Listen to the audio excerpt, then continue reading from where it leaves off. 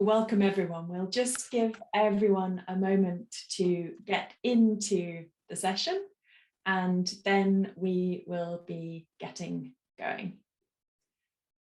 So this is the second live session from the A4S Annual Summit 2021.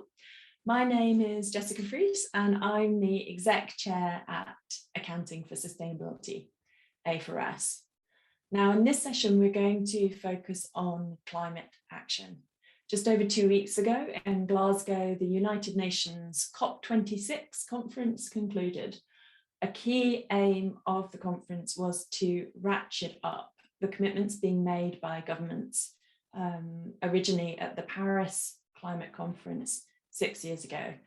And that was really recognizing the need to keep the increase in global average temperatures to below 1.5 degrees below pre-industrial levels.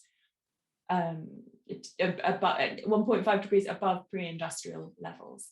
But as the organizers said, that vision of trying to keep 1.5 alive. And as we know, even at this level of warming, the consequences of climate change will be serious. And with every increment above, they get worse.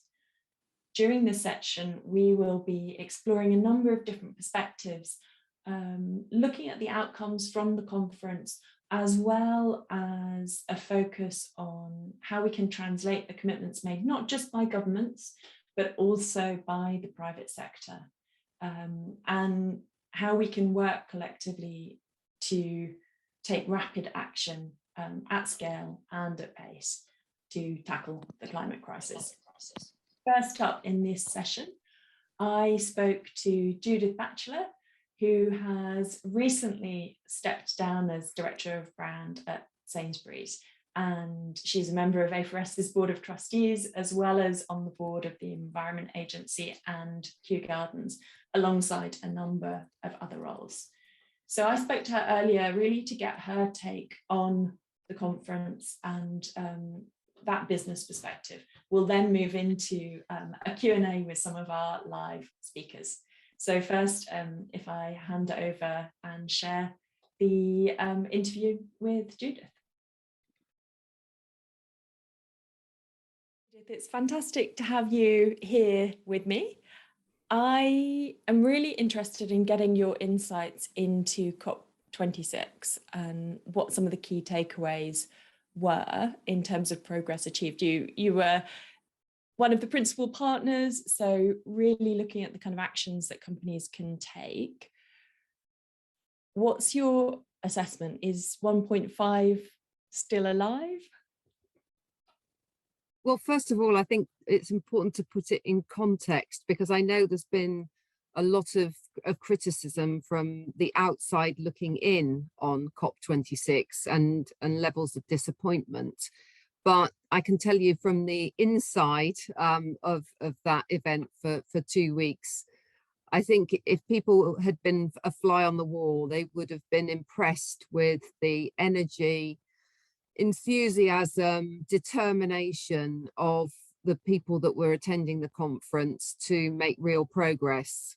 So I did feel hugely encouraged by what I took part in, what I listened and heard from others. And importantly, I think the big takeout for me was that climate has stopped being a single issue, and not just the conversation, but the actions too are much more holistic. And by that, I mean people considering climate alongside nature, alongside people, and new things entering the conversation. So, for example, the importance of water as a topic in its own right, as part of the whole climate, nature, people conversation. And as I say, much more in-depth,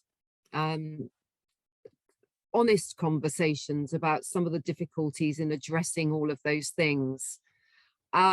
What I also found was the language had changed. So historically, we would have talked about the trade-offs between those things. And I don't think now we talk about trade-offs. We're talking about priorities. And that all of those things are a priority. It's just that they come in a slightly different order depending on where you are in the world and what those unique challenges around climate, nature, and people are. So, you know, I was encouraged. Don't think we are there with all the solutions, but we're a lot closer than we were, and a lot closer in our collective understanding as well. So I think that's a really important point. So progress, but more to do, and that point around momentum and really continuing to build momentum with the kind of urgency that we need. That's of course one of the things that A4S is very much focused on, and as well as that translation from the kind of commitments that have been made into actions and solutions. So where are you seeing the biggest barriers? The biggest barrier by a country mile for me is data. And by data, I don't mean mandatory reporting, because I think everyone is committed to mandatory reporting as the only way through. But that reporting only works if the quality of the data behind that reporting is good enough.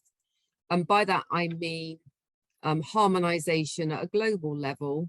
And that doesn't mean the same standards, but the harmonization of what everyone's doing, both in data definitions, but also in and that's for me is the sort of international language around definitions, and then the actual units of measurement themselves. And we need to be really clear about talking about real data points. And if we can do that, we will be speaking in the same language, and we will be using the same currency to talk about these things, whether it's climate, nature, or people. And we haven't got that yet.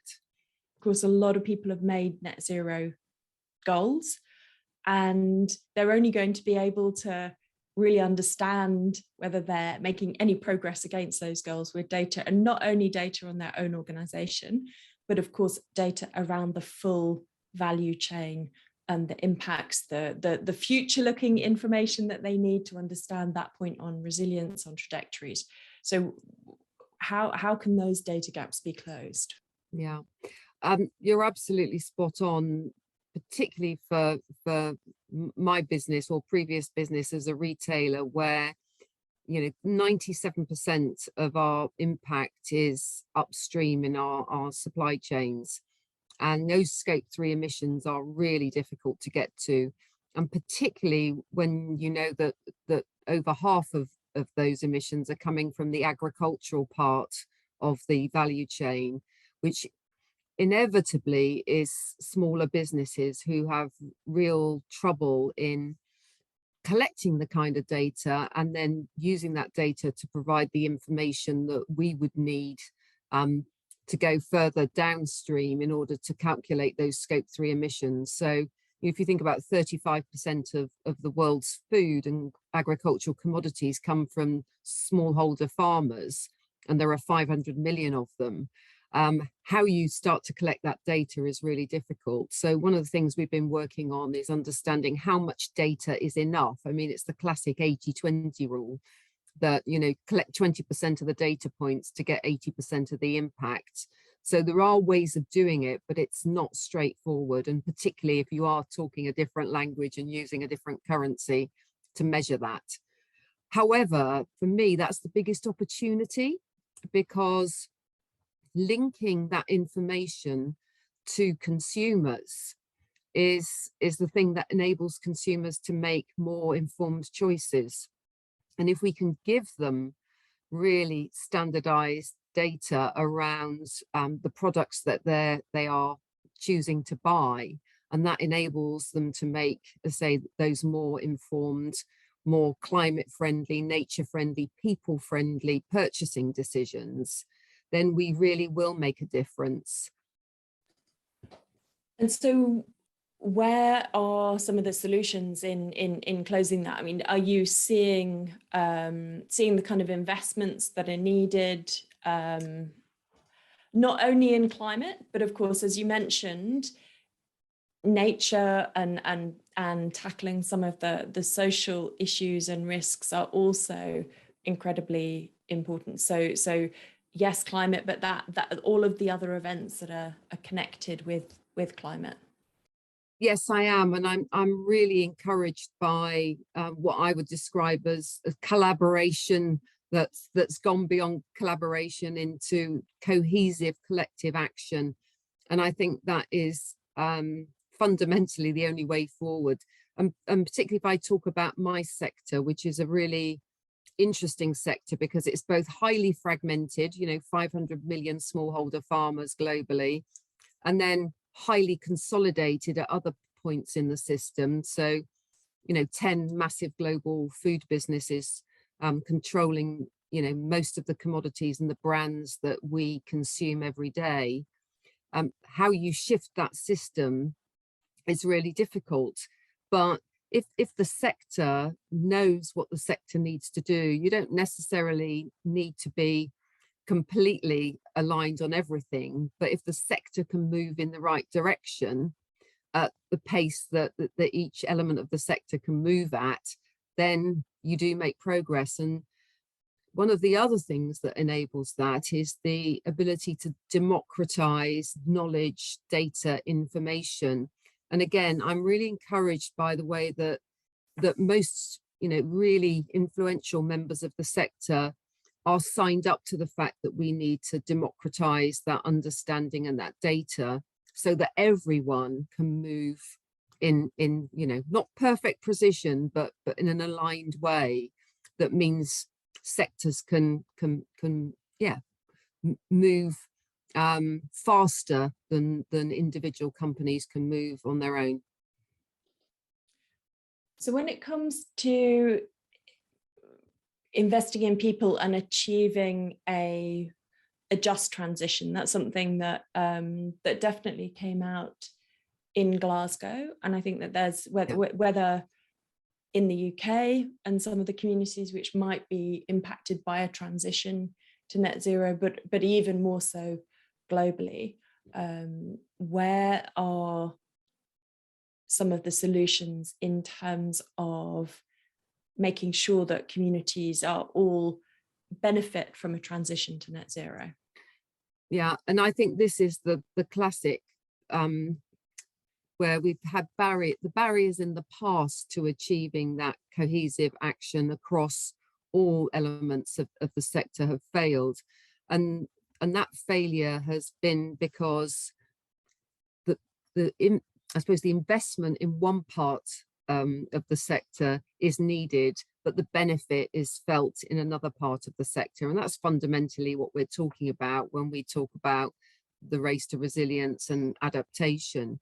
We have got to make investments upstream in our value chains and indeed make investments downstream for our customers in our case, in order for the system to move forward. And that's not something that's impossible, but the mechanics for doing that, i.e. Complete transparency, the open, honest data sharing, all of those kind of things are things that we're just not used to doing.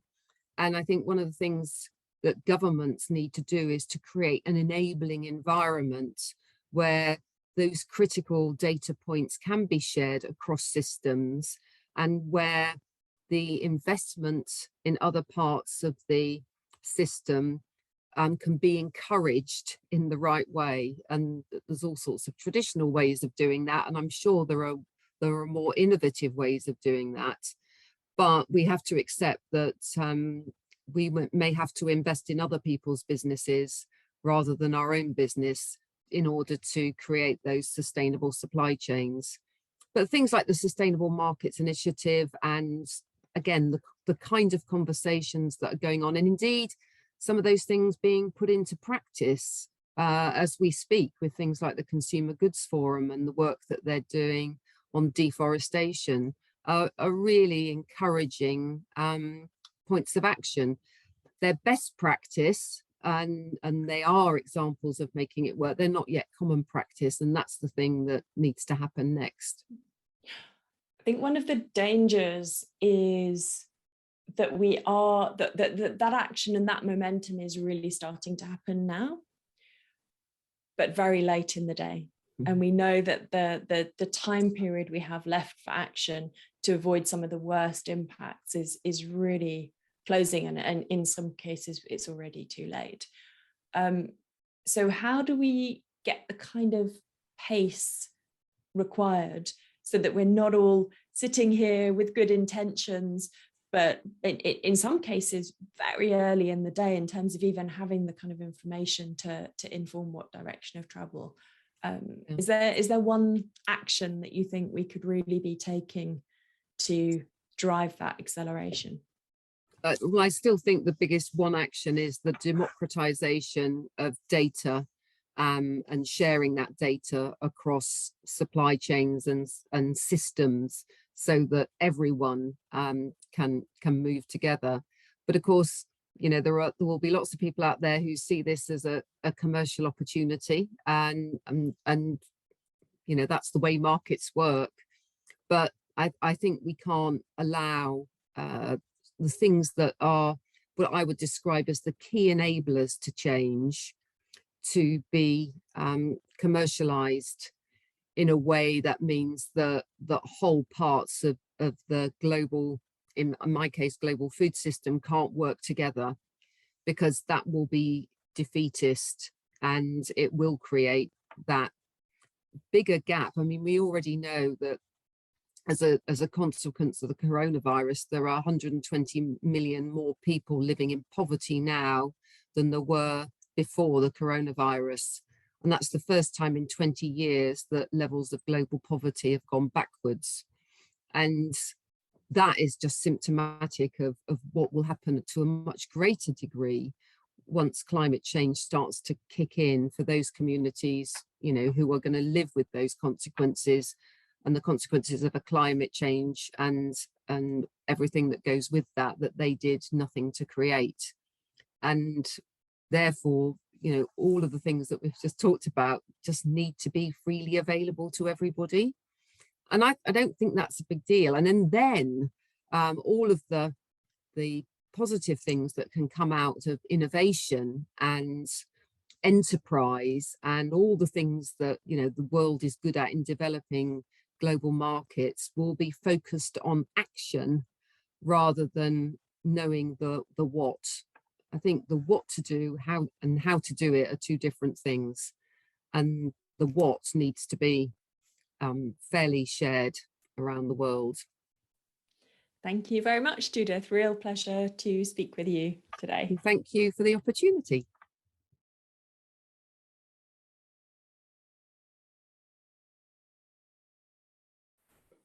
Fantastic. Well, that was really good to hear those opening thoughts from Judith. I am really pleased now to welcome our two next speakers. I'm joined here today by George Quinn, who's the Group Chief Financial Officer at Zurich Insurance and a member of our CFO Leadership Network in Europe, and Dr. Stephen Howard. Steve is Chief Sustainability Officer at Temasek International. And Temasek is one of the world's largest sovereign wealth funds, based in Singapore, but with significant investments in Asia and around the world. So welcome to both of you. Really great to have you at the A4S Summit.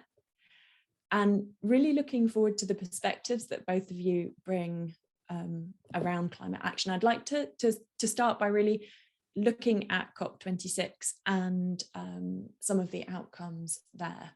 And for everyone in the audience, please do share any questions that you have for either George or Steve as we go, and we will try and weave as many into the conversation, respond to many of your questions as we can.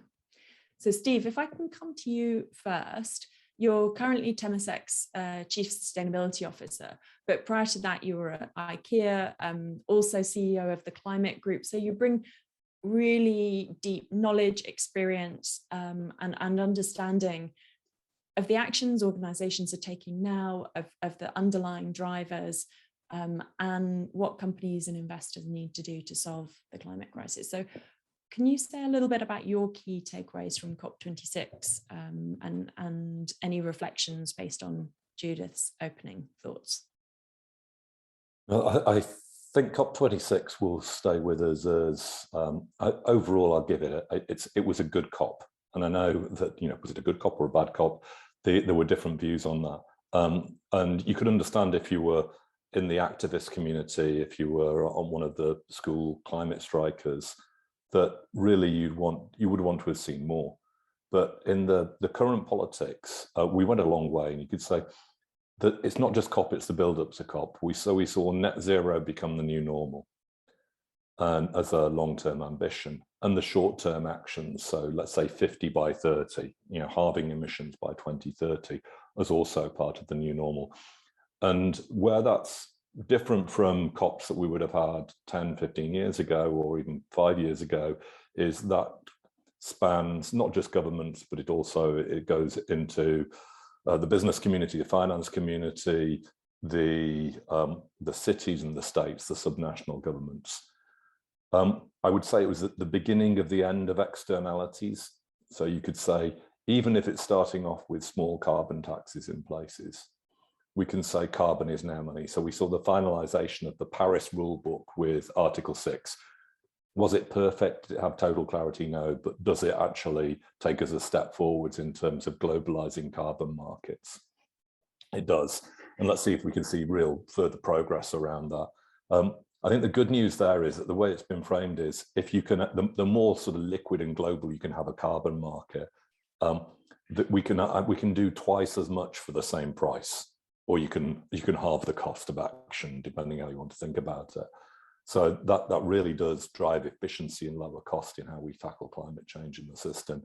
And we could see very significant transfers of capital from north to south through that, which to complement the sort of the government money, and that was one of the downsides. I think it was disappointed we saw that the 100 billion that was promised in Paris still isn't there yet. It's still 3 years out. So there was progress on that, not progress enough. And you'd say when the rule book for government's been rewritten through the pandemics, the things that governments have done, I don't think any of us on this panel or anywhere else would have said that governments would have given anything like the intervention to support jobs, to support society, to support the economy. That governments everywhere massively unlocking the coffers and putting money in. And we know that actually the money that's required for climate change is relatively modest for climate. And as we just heard, the climate's kind of the pandemic that doesn't go away. The other couple of quick points to make, we'll see, is that and I think this is where we can look at on Copenhagen, we sort of actually made good progress, but sort of judged it as a complete failure, because what we were aiming for mostly, especially in the climate community, was a legally binding agreement. And Paris isn't that. Paris is this sort of, the Paris Agreement and what's come through at Glasgow is it's an international framework and a platform for national voluntary action.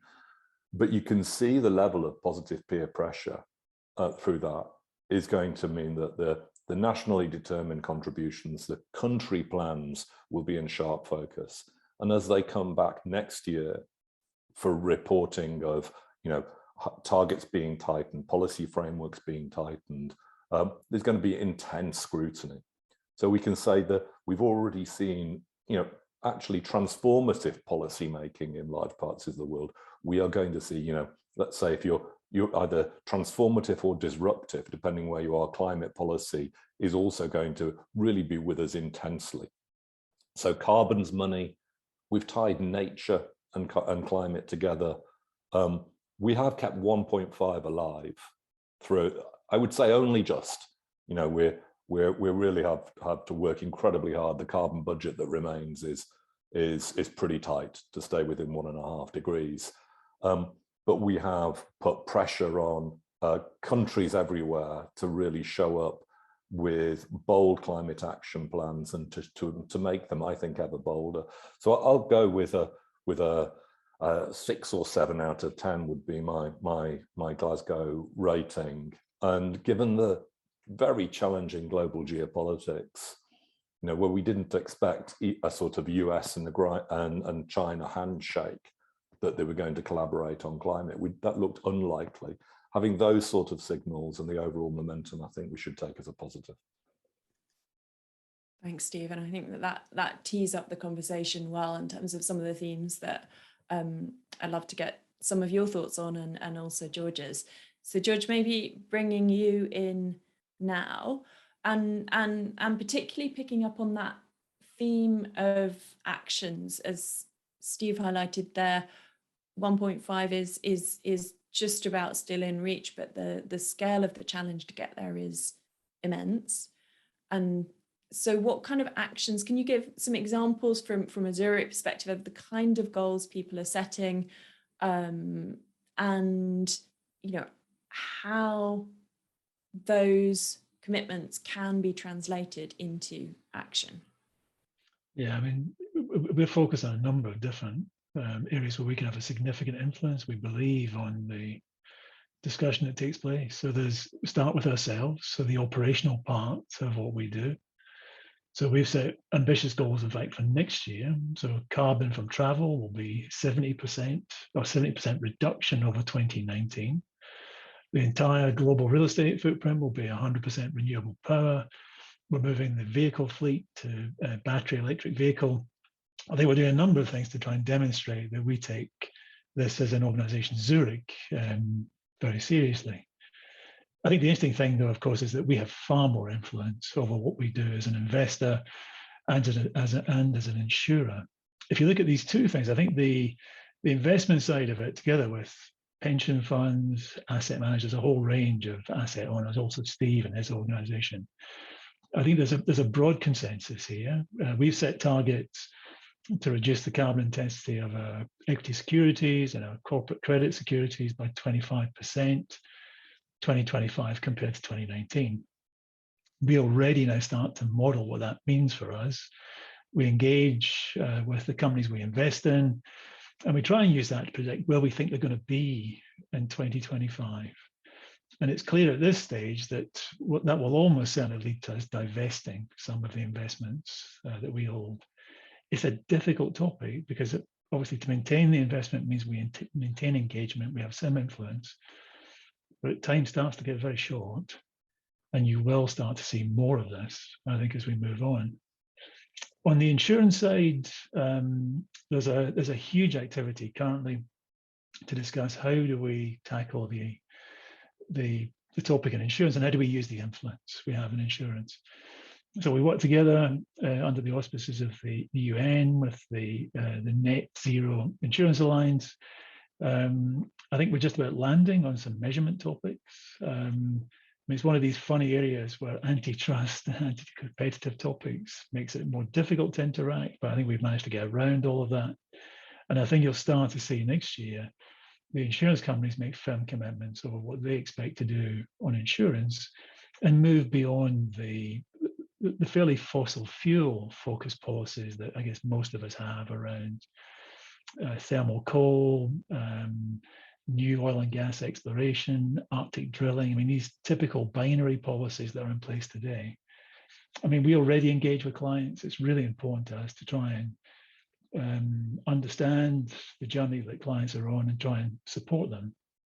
But again, consistent with what we see on the investment side, if you think of what we have around the binary policies we have on fossil fuels, by the end of this year, we think that, I mean, if you measure it compared to where we were 2-3 years ago, we'll have about 40% less relationships because of that topic.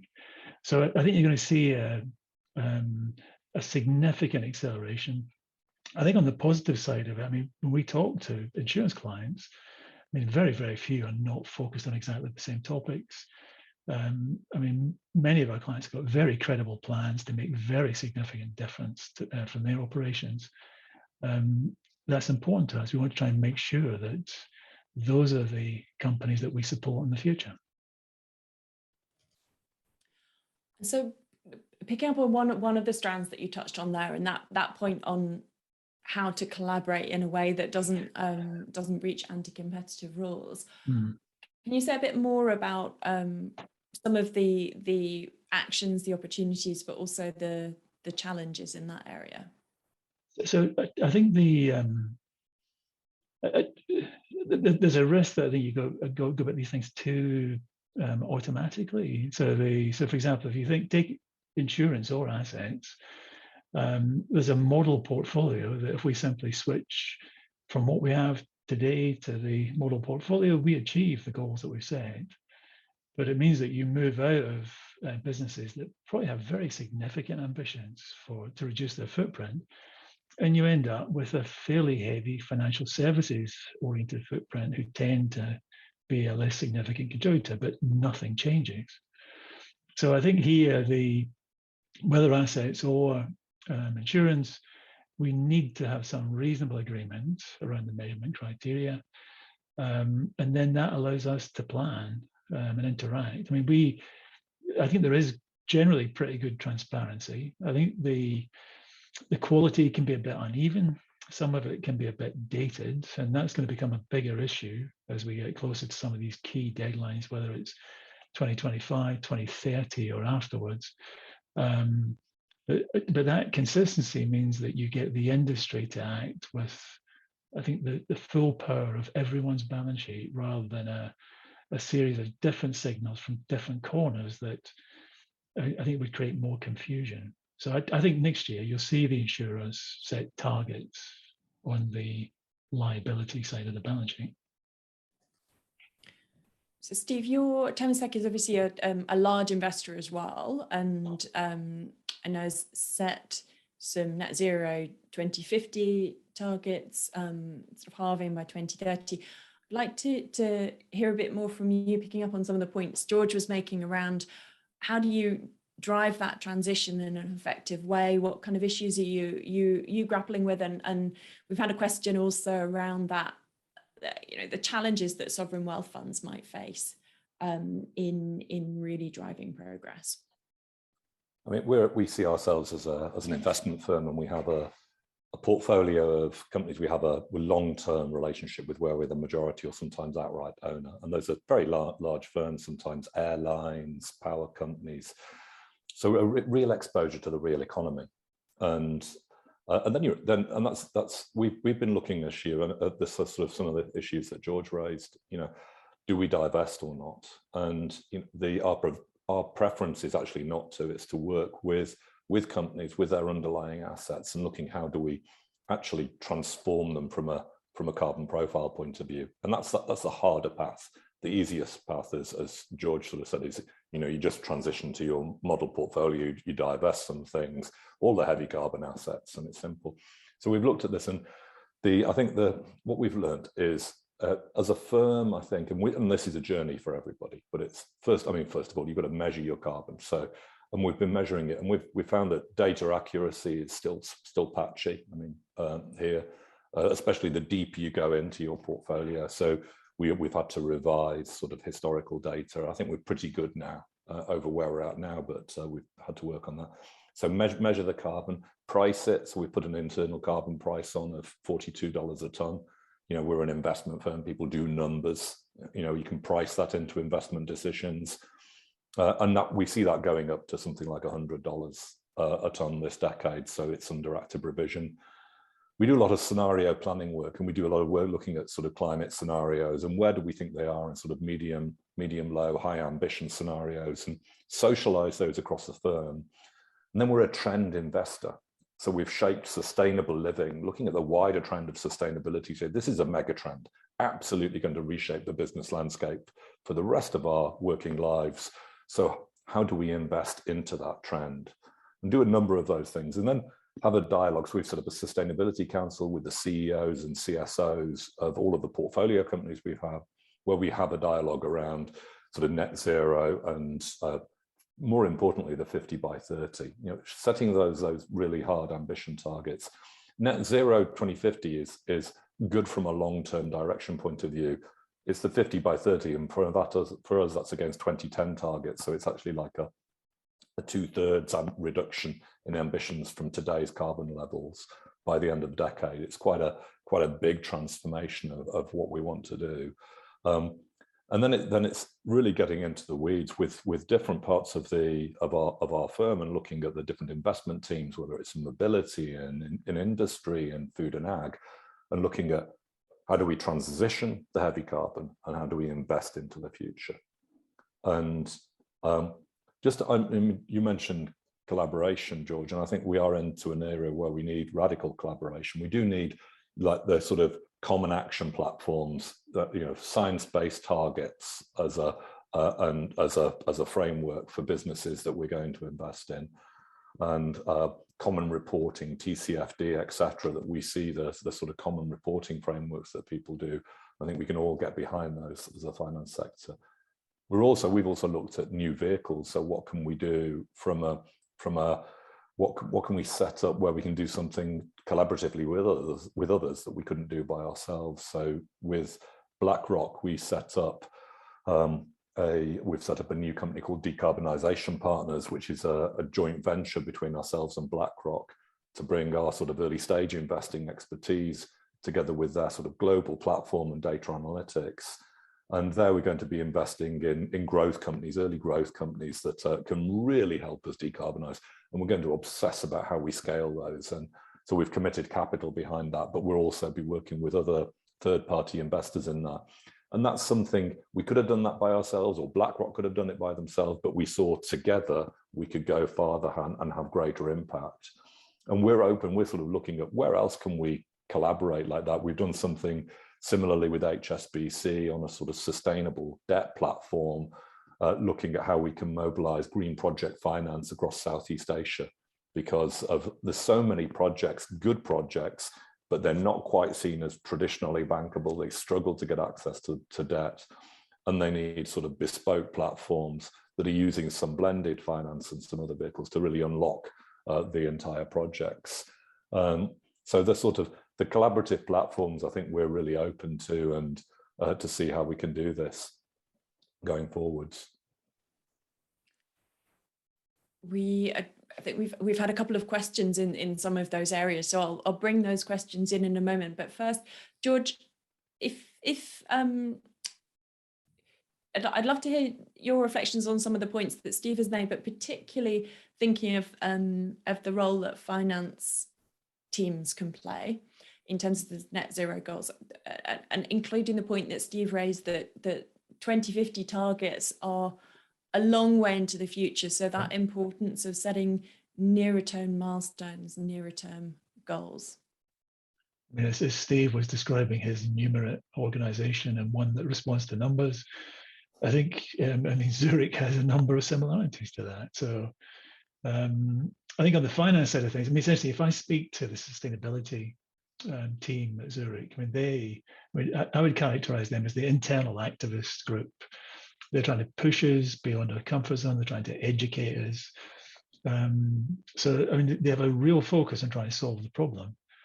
That doesn't always include paying attention to measuring precisely where we are or working out precisely what steps are required to get you to that next milestone point. So I think finance can play a huge role to exert the discipline required, so that we don't talk about things that we have no idea of how to achieve. People can see how much progress we're making around goals that contain significant uncertainties, and you can drive behavior. So I think that measurement topic, I think, is extremely important. The 2050 part, I completely agree. And in fact, when we look at TCFD scenarios, and if I talk to the chief risk officer, he's nervous that suddenly people start to believe that's the only pathway. And of course, we all know that's not true. But it influences behavior today. So we break our goals down. We have immediate goals coming up in 2025. We have goals for next year. We have goals for 2029. So we're trying to take a view of, how do you set these things realistically? How do you track them so that you make sure you make the progress that's required? I think just one other thing on this topic. I think Steve has mentioned some of these topics earlier. There won't be too much fairness or equity because it's hard to negotiate that type of thing globally. But it's clear that some parts of the planet have played a much larger role in getting us to where we are, and I think they need to play a bigger role in helping find a solution. And as we look at how we set targets and timelines, we also try and take that into account. Just to build on. Sorry, Steve, carry on. Yeah, go on. I'm just building on that point, George. I think you're right, and we can see. I think this maybe the last 5 years has really also seen extreme weather as, and you'd know this as very well, obviously, from a Zurich perspective. Extreme weather is also pervasive and everywhere and having a really profound impact. And I think even at 1.1, 1.2 degrees, wherever we're at now, you can say we're at quite a significant burden of climate change already. And that I think it's going to, there was a little bit of progress, but nowhere near enough on funding for adaptation and resilience. If we say, where does the developed world really need to step up? I think it is going to be there. I think the upside on the sort of climate transition, if you look at energy, the progress we've made is, solar is now breathtakingly cheap. So the zero carbon or low carbon development pathway on energy is now more attractive than the high carbon one. We're getting close to that on e-mobility, even though there's big infrastructure requirements. So it's more of a capex. We need to find the money to do this and to be able to mobilize the capital, rather than is this sort of the most affordable option. And you can see even with food and agriculture, really exciting sort of revolution around cell-based meats, plant-based foods, with cost parity coming there around about now. The next 1, 2, 3, 4 years, we'll see alternative plant-based proteins that are cheaper, better, more nutritious, more available than the animal alternatives. So whether it's food, ag, built environment, mobility, the solutions are really coming at scale. But then it's still, how do you mobilize capital at the level that's needed into the developing world? I say is, that's the challenge for the next 5 to 10 years. Yeah, and the final speaker that we've got at the end, Hubert, I think talks to some of that question as well, which is so important. The other thing that you just touched on there, Steve, as well, and George, maybe I could get your take on this, is that question of resilience and responding to the physical impacts. One of the other things that both of you have touched on is investment in the solution. So are there some areas here where we can both be investing in some of the solutions to reduce the physical impact, so to increase resilience, but in a way that also helps to increase the trajectory to net zero and the role that nature might play in that? So I think from a Zurich perspective, I mean, we're a number of different insurance companies under one roof. So we're a big insurer in the large commercial sector. We also have lots of retail clients. And I think the approach needs to be quite differentiated. I think if you look at the large corporate side of things, companies tend to be very focused on resilience already. As we look at the risks they take, it's part of how we assess what the cost is going to be. I mean, eventually, whether we want to have a relationship with that organization or not. But I think in almost all cases, we see our large corporate clients take significant action already. Retail is far trickier because, of course, there's a whole mutualization topic around retail. So we're trying to pool risks to protect people from events that could otherwise significantly impact them or their families. Government needs to play a larger role in that side of things. And I think one of the interesting things, we talked earlier about the investment commitments we've made, those commitments cover about 40% of the asset side of our balance sheet. The other 60 we haven't touched yet. Of course, that's the sovereign topic that you also find on this resilience and physical risk area. Yeah, I think it's really interesting. Steve, do you want to come in there? I mean, you brought sort of nature in and resilience in this, and I think the expansion we're seeing in the voluntary carbon market and the sort of links between that to the compliance market, you can say we should be optimistic about that market scaling, especially on the back of the Article 6 agreement in Glasgow. And we can see intense activity, and we've been very active ourselves in looking at how can we invest in nature-based solutions to climate. And they are, they bring multiple benefits. So I think, if you're looking whether it's regenerative forestry, regenerative agriculture, avoided deforestation, the sort of projects. They can be, you know, coastal mangrove restoration projects, a whole variety of these, where they're very, very significant from a carbon point of view, but also bring other benefits, whether they're community benefits, biodiversity benefits, or resilience benefits. And I think that those are scaling. There's intense activity in that sector. And I think one thing we need to be clear about, it's not a get out of jail free card for polluters. It's not a polluters buy your way out of this. This is, we're going to have deep transition plans, and we're going to be looking at the carbon markets to complement that with deep offsets. But if we get that right, I mean, really, you could say in tackling climate robustly, we could also reverse the decline in nature by that, which is, you could say you could be hugely optimistic at this point in time if we get it right.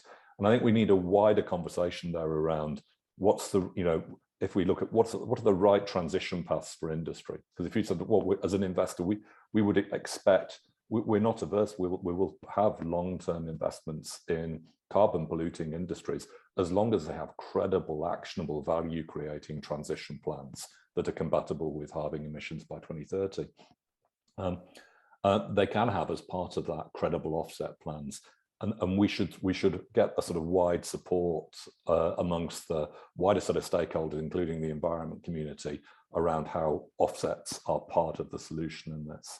And then we can see that there is within the Article 6 conversation, there is a sort of there's a capture of a little bit of a levy that's put in place for some of the G2G carbon trading there to also complement adaptation and resilience finance.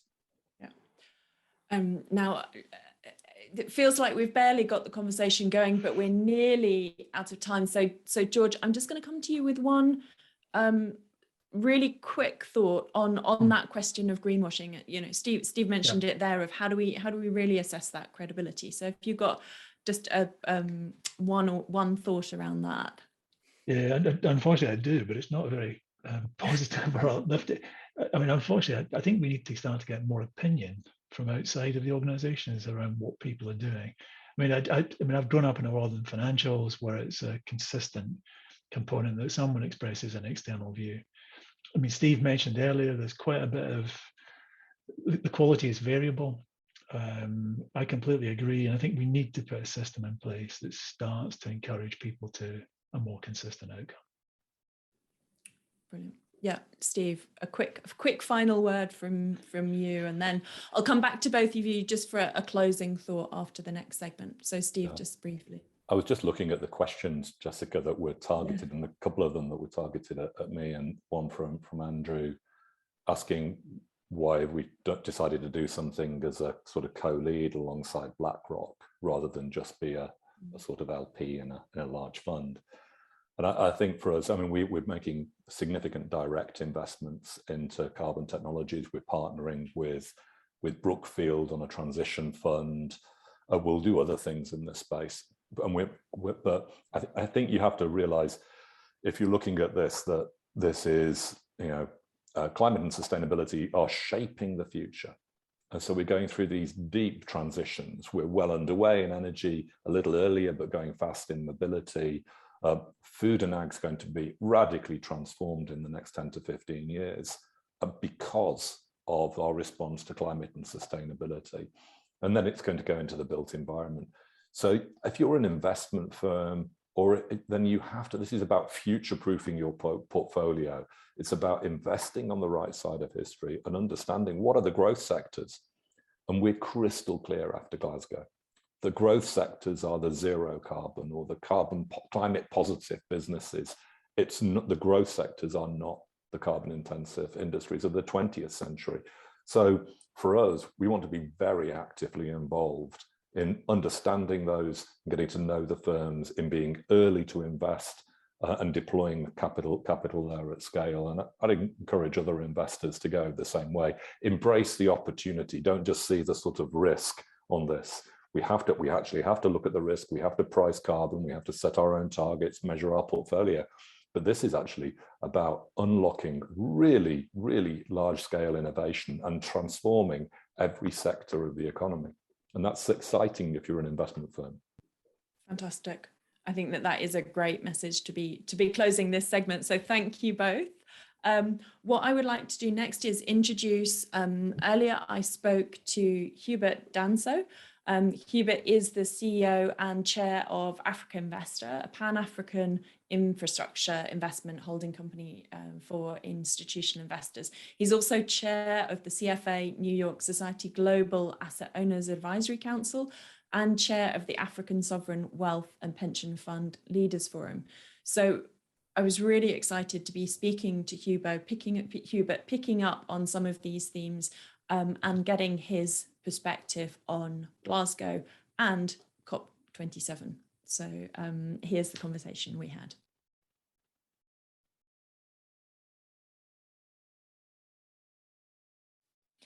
Hubert, it's fantastic to see you again. Last time we met was in Glasgow during COP26. That's right. I'd love to get your assessment of the outcome. So particularly thinking of that perspective as a global asset owner. Right. Well, first of all, it's a great pleasure to be back again. I think around this time last year, I was participating in the A4S Summit, and indeed we had a very dynamic and active participation in Glasgow. But just to respond to your question, firstly, I think that congratulations are in order to the British government and the UN FCCC Secretariat, just simply recognizing that it's very difficult to host a summit of that stature and complexity during a pandemic and deliver some notable progress.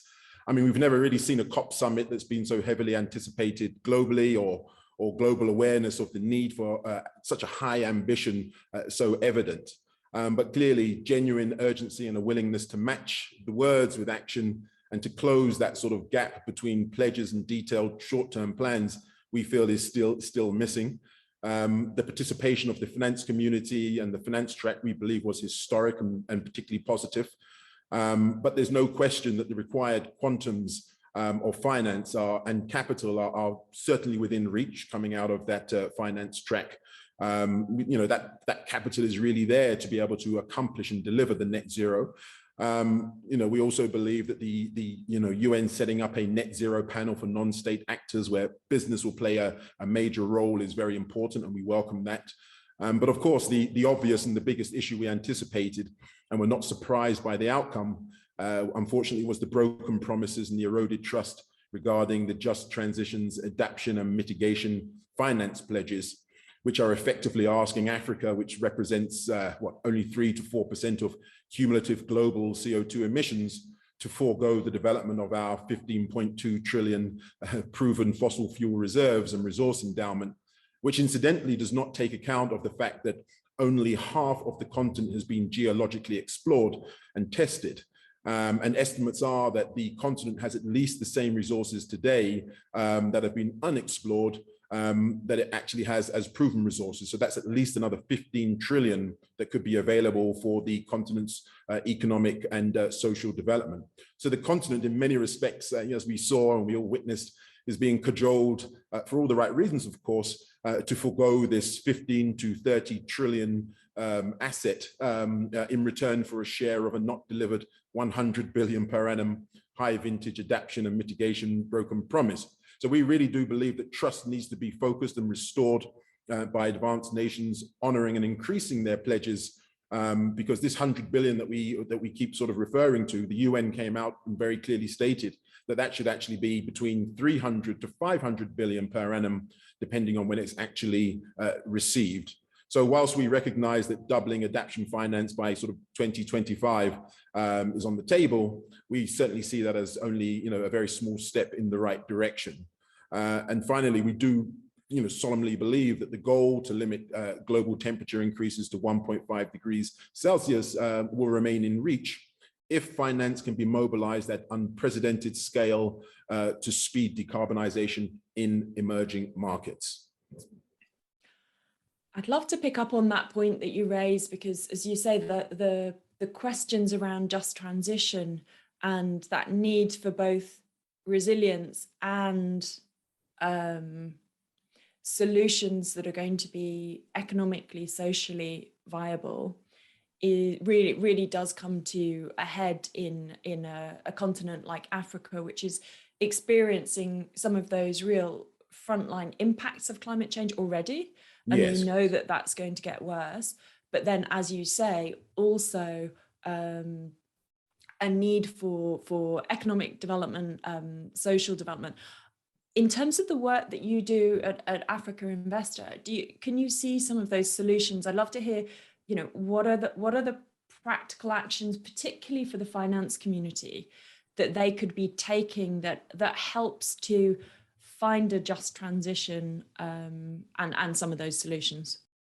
Absolutely. No, that's a great question, Jessica. Look, ensuring resilience and delivering a post-pandemic economic recovery plan for the continent is a top African Union priority. And the newly launched $3.2 trillion African Continental Free Trade Area, which is essentially the largest free trade area since the establishment of the World Trade Organization, is seen as a key vehicle to accomplish not only the resilience dynamic, but also net zero and scope 3 emission reductions. As you know, 70% of emissions come from industry and the private sector. However, whilst approximately 35 countries on the continent have made commitments towards net zero emissions, in the absence of taking receipt of that back to the same promised adaptation and mitigation finance, it's going to be pretty challenging to actually meet our NDC commitments which sort of total around 3 trillion, which is going to be required to, support our transition, by 2050. And it's really unaffordable for most, if not all, African countries. In addition, you've got the complex nature of the logistics of our transition and the continent's baseload power needs to consistently, not intermittently, keep our economy's lights on, so to speak. That really needs to be appreciated, understood, carefully managed, and we believe adequately resourced. The reality is we have to really roll up our sleeves as the asset owner community and actually work with governments to determine what is bankable, what's investable, and what our mandates won't allow us to participate in. As we know, just in terms of the 3 trillion, it shouldn't be so daunting because Africa possesses an astonishing technical wind potential of almost 180,000 terawatt hours each year, which is enough to satisfy the entire continent's electricity demands 250 times over. So we believe at the African Green Infrastructure Investment Bank platform, we will ensure that each project and each portfolio as a whole will enable us to really align with those needs and that opportunity pool. And again, we'll be able to just draw, very good collaborations with both global as well as institutional investment partners who really want to get exposure to the market, but need assistance in being able to understand the risks and align with partners and peers who share the same values. So looking ahead to next year, I think that there's a huge amount of opportunity, as you've highlighted there, and need to accelerate some of those capital flows. COP27 is being hosted by Egypt, so 1 year's time. Are there one or two actions that you would really like to see over the coming year with that focus on COP27?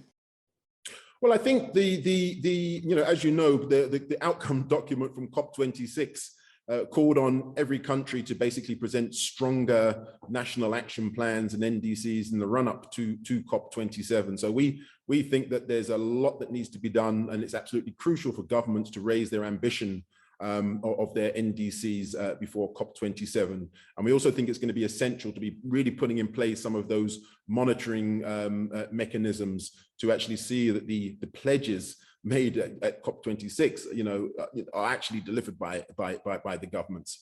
We'd love to see, and we hope to see, the just transition issue and the adaptation and the mitigation finance firmly on the COP27 as opposed to the COP28 agenda. We think that is going to be a fundamental need and requirement. So we would really like to see a lot of, collaborative work. There's no need to delay that any further, considering it being the Achilles heel of the overall agreement and its implementation. So, that's really what we're going to be looking for. But we're going to be building on all of the great progress, particularly the finance community's progress you know, the net zero focus that, you know, was delivered by the GFANs and the Sustainable Markets Initiative and your good work at A4S. We're looking to build on that, and we think that that gives us, you know, sufficient hope to ensure that we can actually get the types of de-risking that we need to see. Fantastic. Well, I think sadly we're out of time, Hubert. We could have carried on for, I think, probably several hours, but thank you so much for sharing those real insights. And yeah, I think some really important perspectives to be coming back to, which I'm sure we will be over the course of the coming year. So thank you, everyone. Now, I'm afraid we are on the hour, so we're out of time. I would like to really thank George, Steve, and Hubert, as well, of course, as Judith, for sharing their thoughts. Data and reporting have been raised throughout this session and some of the earlier sessions as well. So next up at 12:30 GMT, we will be taking a deep dive into the latest reporting developments and helping you to navigate that changing landscape and think through the practical actions you need to be taking to respond. So hopefully see you back then, and a big thanks again to all of our speakers.